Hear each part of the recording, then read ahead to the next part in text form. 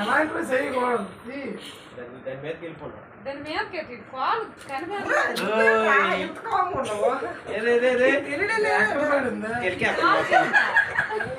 Happy birthday complete 6 months. Jayasri ఇటు చూడు తినడానికే కేకు ఎడతట్టు క్రీమ్ వెళ్ళిపోయింది.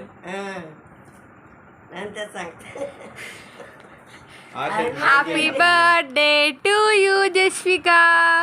షేర్ చేసేస్తుంది మీ అమ్మే.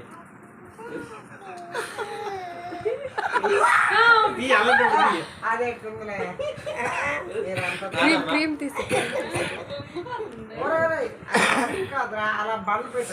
అదే అంతాను క్రీమ్